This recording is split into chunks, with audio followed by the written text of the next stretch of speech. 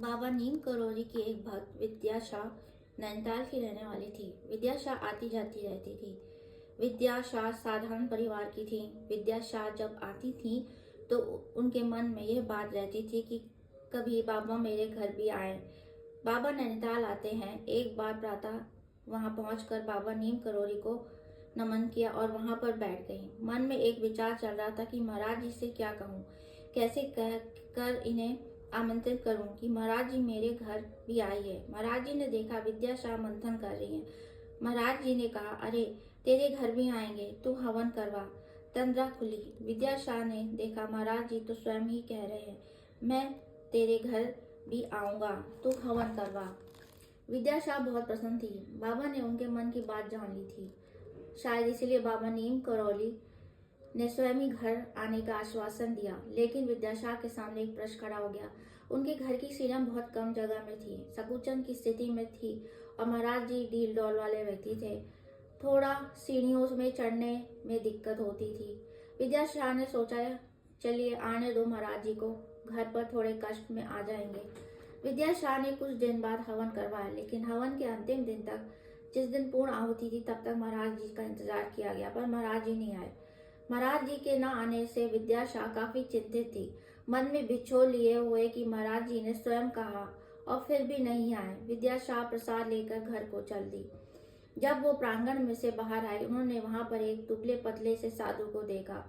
वो साधु विद्या शाह के पीछे चलने लगा। विद्या शाह ने देखा वो साधु उनके पीछे आ रहा है तो उन्हें थोड़ी शंका हुई। यह साधु मेरे पीछे क्यों आ रहा है, क्या उद्देश्य है इसका? उन्होंने अपनी गति तेज कर ली। जितनी उनके कदमों की तेजी बढ़ी, उतनी ही गति से वो साधु उनके पीछे चल रहा था। अब तो विद्या शाह घबरा गई। दिन की बात थी। उनके मन में जो शंका थी वो उथल पुथल मचाए हुए थी। विद्या अपनी गति पकड़ती जाती, वो साधु भी उसी गति से आगे बढ़ रहा था। वो जब अपने घर के पीछे से जाती थी तो एक पंजाबी का घर पड़ता था। वो बड़बड़ाती हुई उस पंजाबी के घर में घुसी।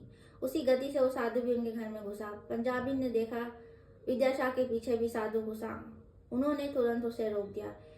ए रुक! साधु एकदम टिटका। उन्होंने कहा, कहाँ घुसा जा रहा है, चल भाग यहाँ से। विद्या शाह अपने घर में घुस गई।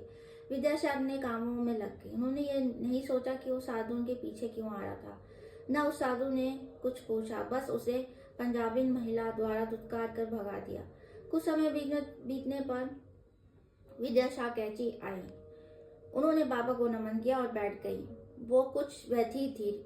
महाराज जी ने कहा, विद्या शाह क्या बात है, तू कुछ चिंतित लग रही है। विद्या शाह ने कहा, महाराज जी आपने कहा था तू हवन करवा, मैं आऊंगा, आप तो आए नहीं। विद्या शाह की शिकायत करने पर महाराज जी ने कहा, मैं तो आया था, तेरा जीना छोटा था इसलिए मैं तो वैसे ही आया था कि तेरे जीने से आराम से चढ़ जाऊंगा, पर तेरी उस पंजाबी ने मुझे धुतकार कर भागा दिया। मैं तो तेरे पीछे पीछे ही आ रहा था।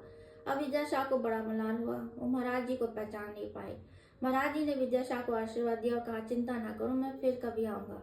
भक्त भगवान को पहचान नहीं पाया। नीम करौली महाराज ने भक्त की इच्छा वो परेशानी देकर अपने शरीर को दुबला पतला कर लिया। ऐसे हमारे बाबा नीम करौली, जो भक्तों के मन की बात समझकर उसका समाधान करने का भरसक प्रयास करते हैं।